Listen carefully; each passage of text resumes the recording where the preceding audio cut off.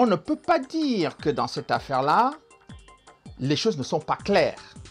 J'apporte dans mon livre la démonstration, documents à l'appui. Et après avoir eu les confidences, je dirais, de nombreux enquêteurs qui ont travaillé dans ce dossier, y compris le procureur Carla Del Ponte. Et je répète, parce que le procureur Carla Del Ponte est dans ce dossier, ce n'est pas n'importe qui. Il y a d'énormes entraves à la justice internationale, à la justice espagnole et à la justice française. Et ces entraves sont des entraves essentiellement politiques. Les Américains sont intervenus violemment dans la justice espagnole.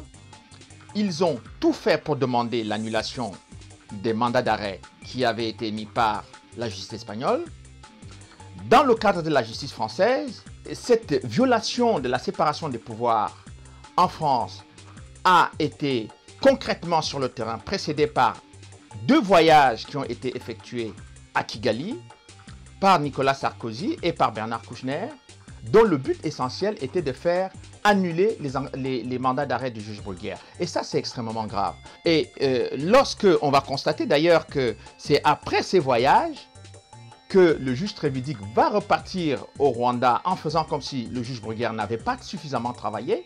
Mais lorsqu'il va au Rwanda, le but pour nous, pour les parties civiles et pour les spécialistes et les experts de ce dossier, c'est qu'il va nous ramener les auteurs de l'attentat. Au terme de cette enquête-là, eh bien, on va nous présenter un non-lieu. Mais cependant, dans l'enquête du juge Trévidic, il est clairement dit que l'avion a été abattu par un missile SAM-16.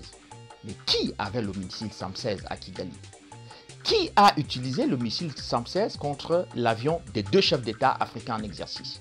Et ça, il faut que tout le monde ait le courage aujourd'hui de nous le dire. Parce que si on ne nous le dit pas, ça signifie qu'on sait et qu'on cache les auteurs de l'attentat.